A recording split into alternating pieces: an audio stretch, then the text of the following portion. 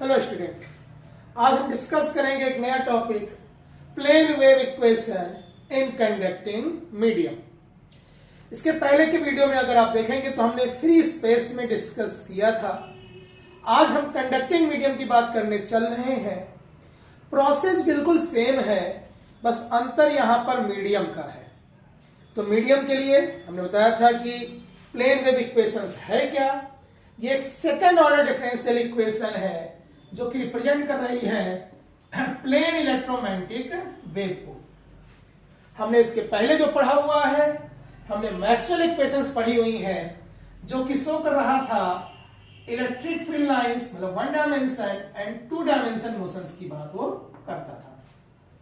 इधर हम इलेक्ट्रिक ले लेते थे, इधर हम मैग्नेटिक लेते थे। तो प्रूव करने के लिए हम करेंगे क्या, पहले इलेक्ट्रोमैग्नेटिक वेव की अगर बात हो रही है उसी वेव की, तो हम उसके लिए मैक्सवेल इक्वेशन यूज कर लेते हैं। मैक्सवेल इक्वेशन हमने जनरली पढ़ा हुआ है कि होता क्या है, divergence equal to rho upon epsilon naught, divergence H equal to 0, curl E equal to minus del V by del T and curl B equal to mu naught times of J plus epsilon naught del E by del T। ये हमारा general Maxwell equation है। अब बात करेंगे यहां पर conducting medium की। तो कंडक्टिंग मीडियम की अगर हम बात करें तो जो कंडक्टिंग बॉडी होती है, in the presence of electric field, charge कहां पर होते हैं, सरफेस पर होते हैं। इनसाइड कोई चार्ज नहीं होता है। अब कोई चार्ज नहीं है तो charge density, volume charge density, charge density नहीं, volume charge density, volume distribution नहीं होता है। इसलिए अगर हम बात करें कि कंडक्टिंग मीडियम में, तो रो बराबर क्या होता है, 0 होता है। पर कंडक्टर में करंट तो फ्लो करती ही है। तो करंट अगर फ्लो कर रही है तो करंट डेंसिटी, तो J बराबर हम यहां पर लेते हैं सिग्मा E। ये एक रिलेशन है कंडक्टिविटी का। सिग्मा हमारा क्या है, कंडक्टिविटी, J हमारा करंट डेंसिटी है। बेसिकली ये आपका ओम्स लॉ से आया हुआ है। आपने पढ़ा हुआ है कि सिग्मा क्या होता है, 1 बाई रो, और फॉर्मूला पढ़ा हुआ था कि आपने rho equal to L by ए, तो रो बराबर क्या हो जाएगा, RA बाई L। तो ये हो जाएगा L अपान RA, और R आपने ओम्स लॉ से पढ़ा हुआ है, B अपान I होता है। तो हो जाएगा equal to I upon V into L by A। इसको लिख सकते हो I by A into 1 upon V by L, और I बाई A क्या होता है, J, और V बाई L होता है E। तो सिग्मा बराबर J अपान E, और अगर J अपान E है तो J बराबर क्या होगा, सिग्मा E होगा। अच्छा, यहां पर हमें मालूम है कि फ्री स्पेस को छोड़कर कोई भी मीडियम लो, परमिटिविटी हम दिखाते हैं किससे, एप्सिलॉन से, और परमिटिविटी हम दिखाते हैं किससे, म्यू से। उससे अगर यहां B लोगे तो B बराबर होगा म्यू H, अगर D होता तो D बराबर होता है एप्सिलॉन E। ये हमारी कंडीशंस हो गई किसकी, कंडक्टिंग मीडियम की। अब यहां पर हम इसको पुट करेंगे और इसको मॉडिफाई करेंगे। तो जब इसको मॉडिफाई करेंगे तो क्या हो जाएगा, तो हमारा divergence equal to rho upon epsilon naught, अगर हम यहां रो बराबर 0 कर दें तो ये हो जाएगा हमारा डाइवर्जेंस इक्वल टू 0, मैक्सवेल का फर्स्ट इक्वेशन। B होता तब भी हम UH रखकर 0 करते, या लिया ही हुआ है। तो सेकंड है हमारा divergence H equal to 0। Third curl E है, यहां minus del V by del T है, B बराबर म्यू H रख देंगे अगर यहां पर, तो ये हो जाएगा curl E equal to minus mu del H by del T, और B बराबर म्यू H रखेंगे और म्यू नॉट को भी म्यू से दिखाएंगे, तो म्यू म्यू कैंसिल हो जाएगा। बचेगा क्या यहां पर, curl H equal to J की यहां पर क्या हो जाएगा, सिग्मा E, हो जाएगा सिग्मा E प्लस एप्सिलॉन हो जाएगा, एप्सिलॉन नॉट के यहां पर तो जाएगा epsilon del E by del T equation 4। तो ये हमारी मैक्सवेल की चारों इक्वेशंस हो गई इन द कंडक्टिंग मीडियम। अब अगर 2 नंबर या 1 नंबर के सेक्शन में आए कि right the Maxwell equation in conducting medium, तो केवल हमको यही लिखना है। पर यहां क्या निकालना है? यहां पर हम निकाल रहे हैं प्लेन वेव इक्वेशन। तो अगर हम बात करते हैं प्लेन वेव इक्वेशंस की, तो क्या हो जाएगा यहां पर? अब अगर हम यहां पे प्लेन वेव इक्वेशंस की बात करें, तो उसके लिए हमें इसको सेकेंड ऑर्डर में चेंज करना होगा। सेकेंड ऑर्डर में चेंज करने के लिए इसका हमें क्या लेना होगा? कर लेना होगा। तो हम कहते हैं कि taking curl of equation 3, equation 3 का कर लेंगे तो ये हो जाएगा curl of curl E equal to, इधर भी हो जाएगा curl of minus mu del H by del t. अब आप देख रहे हैं del cross curl of curl E, तो पढ़ा हुआ है वेक्टर ट्रिपल प्रोडक्ट से कि A cross B cross C जो होता है, ये होता है A dot C into B minus A dot B into C. तो उससे अगर इसको लिखना हुआ कर्ल ऑफ कर्ल ई को, तो क्या हो जाएगा? Del dot E into del और minus del dot del into E, जो कि पढ़ा क्या जाएगा? Divergence E into del minus ये हो जाएगा स्क्वायर डेल टू ई। तो ये हम यहां उठाकर पुट कर सकते हैं। तो जब इसको उठाकर यहां पुट करेंगे तो क्या हो जाएगा? ये कर्ल ऑफ कर्ल ई की जगह पर हो जाएगा divergence E into del minus del two E equal to minus mu बाहर आएगा, डेल बाई डेल टी बाहर आएगा, इनसाइड कर देंगे कर्ल एच। अब कर्ल एच हमने जब लिया तो हमें दिख रहा है कि इधर डाइवर्जेंस ई जो इक्वेशन नंबर 1 से क्या है? 0। इधर है कर्ल एच जो कि इक्वेशन नंबर 4 से क्या है? Sigma E plus epsilon del E by del T. तो हम अगर फर्स्ट और फोर्थ का यूज कर लें तो ये तो हो जाएगा 0, ये हो जाएगा minus del two E equal to minus mu del by del T. यहां पर हो जाएगा sigma E plus epsilon del E by del T. इसको तो ट्रांसफर कर दो, ट्रांसफर करोगे तो हो जाएगा डेल टू ई, यहां से सिग्मा बाहर आएगा तो minus mu sigma del E by del T, और एप्सिलॉन बाहर आएगा तो minus mu epsilon del two E upon del T two equal to 0। यह है आपका plane wave equation for electric field, जो कि कैसे निकाला? हमने यहां पर कर्ल से निकाला। अब यहां पर अगर हम फोर्थ का भी कर ले लें तो मैग्नेटिक फील्ड के लिए भी आ जाएगा। तो हम कहेंगे कि अब हम किसका ले लेते हैं यहां पर कर्ल? 4, इक्वेशन 4 का कर्ल। अब अगर इसको लेंगे तो देखिए हमारा क्या हो जाएगा फॉर्मूला।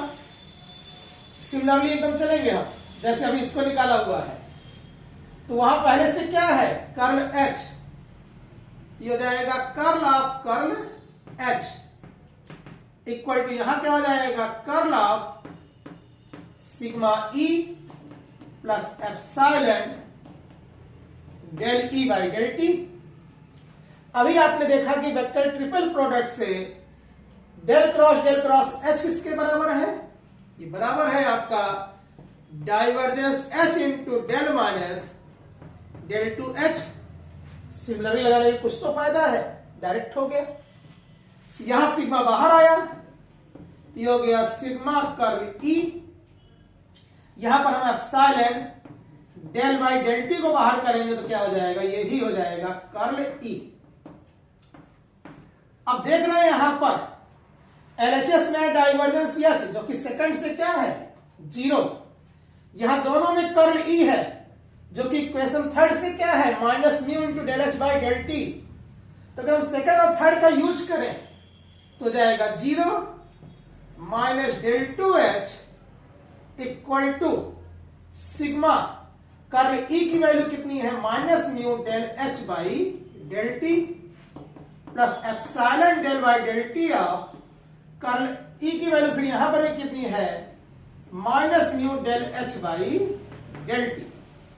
इसको तो ट्रांसफर करो, ट्रांसफर करोगे तो क्या हो जाएगा, ये माइनस से उधर जाएगा प्लस हो जाएगा, ये हो जाएगा del two H minus mu बाहर आया तो minus mu sigma del H by del T minus फिर म्यू बाहर आया तो minus mu epsilon del two H upon del T two equal to 0। यह है आपका मैग्नेटिक फील्ड के लिए, तो यह है आपका इलेक्ट्रिक फील्ड के लिए plane wave equation in conducting medium, यह है आपका मैग्नेटिक फील्ड के लिए प्लेन वेव इक्वेशन। अब हम इसका क्या निकालेंगे, सॉल्यूशन निकालेंगे। अब हम क्या बात करने चल रहे हैं यहां पर, अब हम बात करेंगे यहां पर प्लेन वेव सॉल्यूशन की। ठीक, चलिए देखते हैं सॉल्यूशन कैसे आएगा इसका।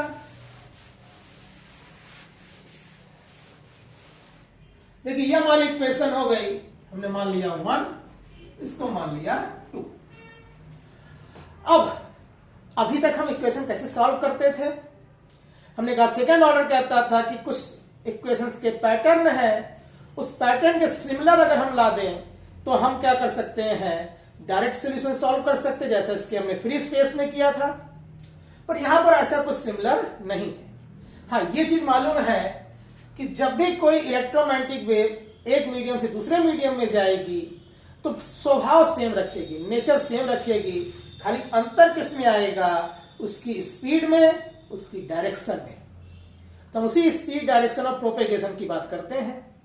तो सॉल्व करने के लिए करते क्या है, हमने माना कि चूंकि सोल्यूशन हमारा सेम है तो हमने माना कि इसका जो सोल्यूशन होगा E equal to E naught e की पावर माइनस आई omega T minus k dot r. ये भी हमने माना है, अभी ये है नहीं सोल्यूशन, क्योंकि जब इसको उठाकर इसमें पुट करेंगे तो जो के की ओमेगा चेंज होता नहीं। हमने पढ़ा हुआ है कि जब भी कोई वेव एक मीडियम से दूसरे मीडियम में जाती है तो फ्रीक्वेंसी नहीं बदलती है, उसकी डायरेक्शन के बदलेगा और स्पीड बदलेगी। मतलब वो बेंड होती है toward or away from the normal, या तो स्पीड स्लो एंड फास्ट होती है, तो वो हमारा फर्क पड़ता है। तो के की वैल्यू चेंज होगी, यहां पर कितना होगी वो इसमें पुट करके निकालेंगे तब फाइनल सोल्यूशन आएगा। अभी ये सोल्यूशन हमने सपोज किया है, सपोज किया है कि E equal to E naught e की पावर माइनस आई omega T minus k dot r, और इसी तरीके से इसका है हो जाएगा H equal to H naught e की पावर माइनस आई omega T minus k dot R.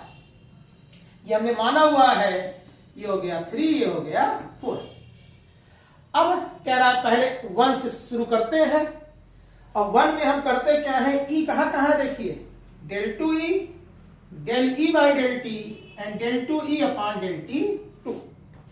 तो हम करें क्या, अगर उसमें पुट करना है तो हमें उन तीनों की वैल्यू चाहिए। तो हमने कहा चलो उसे करने के लिए हम पहले टाइम के रिस्पेक्ट में करते हैं। तो del E by del t, t के रिस्पेक्ट में करेंगे तो माइनस आई ओमेगा बाहर आएगा, तो माइनस आई ओमेगा ई नॉट ई की पावर माइनस आई omega T minus k dot r, और ये पूरा इक्वेशन 3 से ई के बराबर है, तो हो गया माइनस आई ओमेगा टी।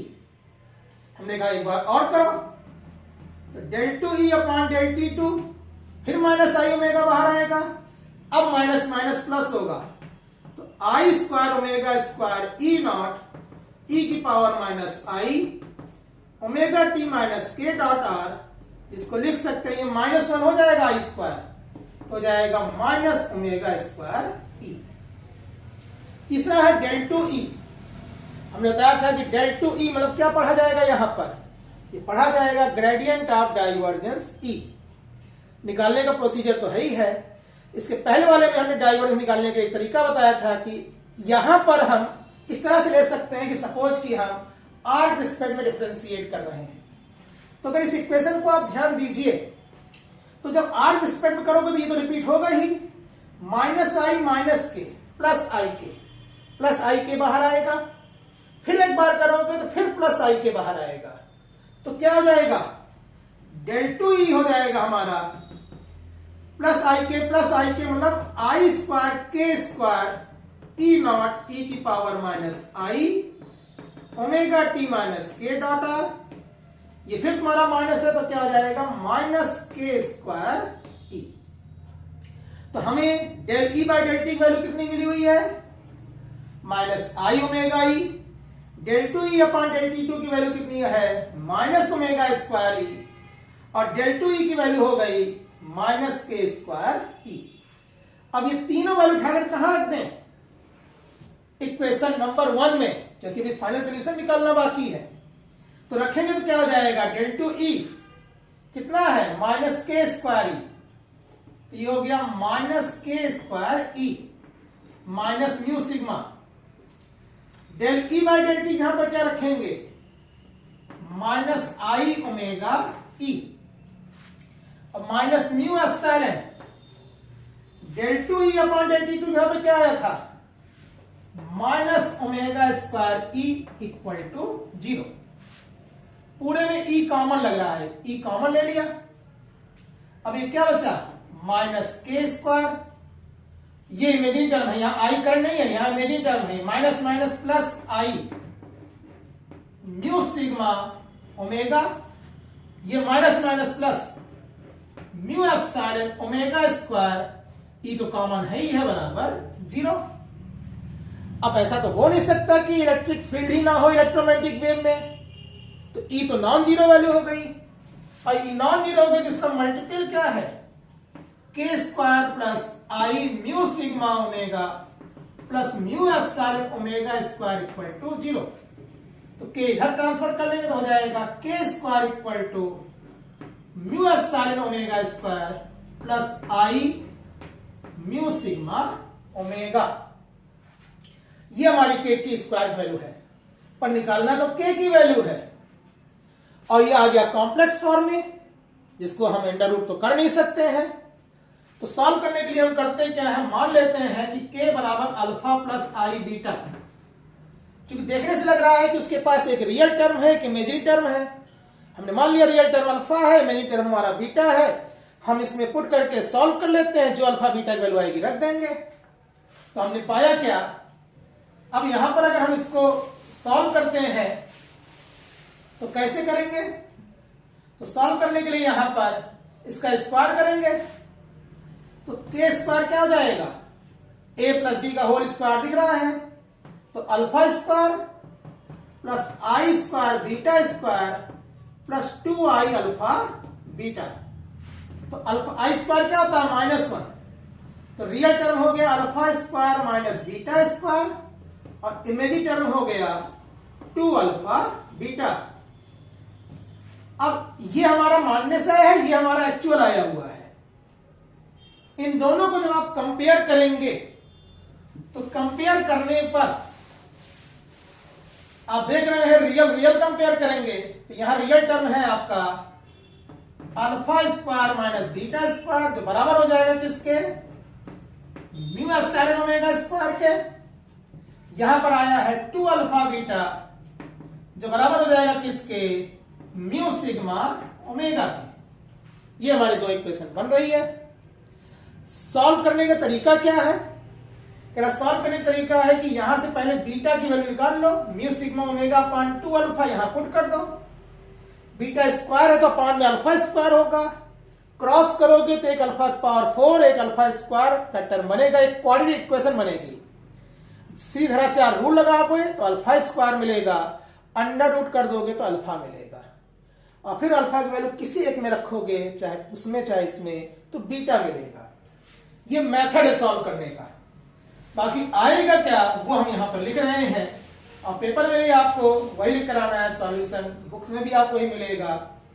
अल्फा की जो वैल्यू आएगी वो आएगी omega into under root mu epsilon, inside bracket under root 1 plus sigma upon omega epsilon का square plus 1 by 2 power half, और बीटा की जो वैल्यू आएगी होगी omega into under root mu epsilon √1 plus sigma upon omega epsilon का square -1/2 power half.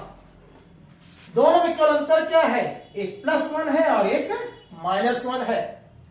तो ये alpha beta की वैल्यू आएगी और हमारे सॉल्यूशन में k कितना आया था, अल्फा प्लस आई बीटा।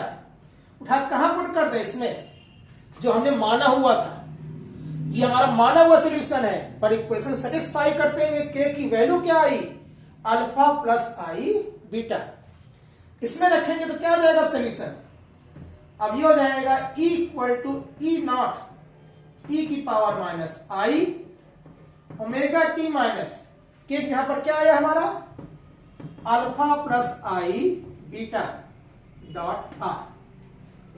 अब minus I dot R alpha dot R तो ठीक है, पर ये आई और ये आई मल्टीप्लाई होकर रियल टर्म हो जाएगा। कितना हो जाएगा, minus I beta plus I square beta, और आई स्क्वायर क्या होता है -1। हमारा रिजल्ट आएगा E0 e की power minus beta dot r into e की पावर माइनस आई omega T minus alpha dot r. ये हमारा सॉल्यूशन आ रहा है यहां पर किसका, प्लेन वेव इक्वेशंस का इलेक्ट्रिक फील्ड के लिए। यही पूरा पैटर्न अगर हम इक्वेशन 4 पर अप्लाई करेंगे तो उसका भी सॉल्यूशन सिमिलर ही आएगा, और वो आएगा हमारा यहां पर कितना, H equal to H0 e की power minus beta dot r e की पावर माइनस आई omega T minus alpha dot r. ये हमारा आया है plane wave solution in conducting medium. ये हमने सपोज किया था, ये हमारी कंडीशन पे रखने के बाद आया है। अच्छा, ये आया जो है ये कहना क्या चाह रहा है, अब हम सॉल्यूशन पे डिस्कस करेंगे। क्वेश्चंस तो हमारी हो चुकी है, अगर हम यहां पर इस पर डिस्कस करते हैं कि आखिर ये कहना क्या चाह रहा है, कि कहना ये चाह रहा है कि जब भी कोई कंडक्टिंग मीडियम है, सपोज कि आपका कंडक्टिंग वायर है और इस पर आप प्रोपेगेट कर रहे हैं कोई भी इलेक्ट्रोमैग्नेटिक वेव फ्री स्पेस से, तो कह रहा है एक तो होगा through the surface alpha component और एक होगा इमेजिनरी कंपोनेंट जो परपेंडिकुलर है आई बीटा। जो कि दिखा क्या रहा है कि ये जो परपेंडिकुलर कंपोनेंट है इसका एम्पलीट्यूड लगातार डिक्रीज होकर क्या हो रहा है, 0 हो रहा है। जहां पर बीटा हमारा क्या कहलाता है, बीटा हमारा कहलाता है अटेन्यूएशन फैक्टर। अटेन्यूएशन मतलब it's show the power loss of wave. तो ये कह रहा है कि मीडियम में जैसे जैसे आगे बढ़ेंगे पावर का लॉस होगा, और ये इतना ज्यादा वैल्यू है इसकी, तो कहता क्या है कि एक डेप्थ तक ही ये इंटर कर पाएगा। सरफेस पर तो मैक्सिमम था E0, और एक डेप्थ के बाद डिक्रीज होकर क्या हो जाएगा, 0। क्योंकि ये क्या शो कर रहा है, एम्पलीट्यूड डिक्रीज होकर क्या हो जाएगा, 0 हो जाएगा। इसी को हम कहते हैं, इस डेप्थ को क्या कहते हैं, स्किन डेप्थ। और ये डेप्थ किस पे डिपेंड कर रहा है, बीटा पर। जितना ज्यादा होगा बीटा की वैल्यू उतनी ही डेप्थ कम होगी। सपोज कि कोई चाबी वाला खिलौना है, हमने कहा यहां से दीवार तक जा रहा है, उस समय जो अपोज था वो दुगना हो जाएगा तो आधी दूरी चलेगा, 4 गुना हो जाएगा तो 1/4 चला जाएगा, और अगर बीटा गुना हो जाएगा तो 1/बीटा चलेगा। उसी से अगर स्किन डेप्थ डिफाइन करने की बात आती है तो हम डिफाइन करते हैं स्किन डेप्थ जो है वो होता है 1/बीटा। तो स्किन डेप्थ आपका 1 नंबर में पूछा जाता है कि what is the skin depth, तो हम सीधा कहेंगे skin depth is defined as the reciprocal of attenuation factor, that is delta equal to 1/बीटा। ये हमारा क्या शो कर रहा है, स्किन डेप्थ। ये हमारा क्या शो कर रहा है, सॉल्यूशन। इस सॉल्यूशन में अल्फा और ये बीटा की वैल्यू जो हमारी ये आई हुई है। अगर इसको हम डिस्कस करें गुड कंडक्टर और बैड कंडक्टर में, तो क्या होगा, कह रहा गुड कंडक्टर और बैड कंडक्टर की पहचान क्या होती है। कह रहा है एक अच्छा कंडक्टर जिसकी कंडक्टिविटी हाई हो, और एक बैड कंडक्टर जिसकी कंडक्टिविटी लो हो। तो हमने कहा चलो गुड कंडक्टर की बात करो तो क्या होगा, तो अगर हम गुड कंडक्टर की बात कर रहे हैं तो कह रहा है जिसमें सिग्मा की वैल्यू बहुत ही लार्ज हो, कंडक्टिविटी बहुत ही हाई हो, तो सिग्मा अपॉन ओमेगा एप्सिलॉन भी तो लार्ज होगा और इसका स्क्वायर उससे भी लार्ज होगा। और जब बहुत लार्ज होगा तो इसमें जब 1 जोड़ा जाएगा तो 1 को हम क्या कर सकते हैं, नेग्लेक्ट। तो देखिए 1 अगर नेग्लेक्ट हो रहा है, बाहर भी +1 -1 है, तो जब 1 ही नेग्लेक्ट हो जा रहा है तो इसके +1 और -1 होने से कोई फर्क तो पड़ नहीं रहा है। इसका मतलब गुड कंडक्टर में अल्फा और बीटा की वैल्यू लगभग क्या होगी, बराबर होगी। कितनी होगी देखिए आप, हमने कहा यहां 1 नेग्लेक्ट हो गया तो बचा क्या, under root sigma upon omega epsilon का स्क्वायर, अंडर रूट किया तो स्क्वायर बैलेंस हो गया। फिर इसके रिस्पेक्ट में 1 नेग्लेक्ट हो गया तो बचा क्या, सिग्मा अपॉन 2 ओमेगा एप्सिलॉन, और उसका अंडर रूट है तो ये बचा कितना, omega into under root mu epsilon into under root sigma upon 2 omega epsilon. Root epsilon cancel हो जाएगा, ओमेगा अपॉन रूट ओमेगा बचेगा, तो बच रहा है कितना, बच रहा है यहां पर सिग्मा म्यू ओमेगा बाई 2। अब अगर इस गुड कंडक्टर के लिए आप कहें कि स्किन डेप्थ कितनी होगी, तो स्किन डेप्थ अभी भी हमने बताया कि डेल्टा इक्वल टू होता है 1 अपॉन बीटा, हो जाएगा under root 2 upon sigma mu omega. ठीक, अच्छा वेलोसिटी निकालनी हुई तो वेलोसिटी होती है ओमेगा अपॉन के, तो होती है, पर यहां तो परपेंडिकुलर कंपोनेंट हो गया 0, तो मोशन किसके कारण हो रहा है, इन द डायरेक्शन कंपोनेंट, जो कि रियल कंपोनेंट था क्या, अल्फा। अल्फा की वैल्यू भी वही है, तो क्या हो जाएगा ओमेगा इंटू अपॉन में करेंगे तो क्या हो जाएगा under root 2 upon sigma mu omega, omega और रूट ओमेगा ये भी इनसाइड हो जाएगा, तो जाएगा under root 2 omega upon sigma mu. और अल्फा बीटा मालूम है तो के बराबर alpha plus I beta, propagation constant हो जाएगा। ठीक, तो ये हमारी कंडीशंस किसमें है, गुड कंडक्टर में है। अच्छा इसी तरह से पुअर कंडक्टर की बात करें तो पुअर कंडक्टर क्या होगा, जिसकी कंडक्टिविटी बहुत ही कम हो, हम कहेंगे वेरी वेरी लेस देन 1।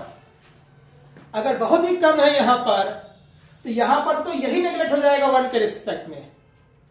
कह रहा ठीक है 1 के रिस्पेक्ट में अगर इसको नेग्लेक्ट कर दिया तो यहां 1 बचेगा, 1 + 1 2 बचेगा, 2/2 1 बचेगा, लेकिन यहां नहीं करेंगे क्योंकि वहां पर तो 0 हो जाएगा, और ऐसा हो नहीं सकता कि 0 हो जाए। इसमें अल्फा और बीटा की वैल्यू अलग अलग निकालेंगे।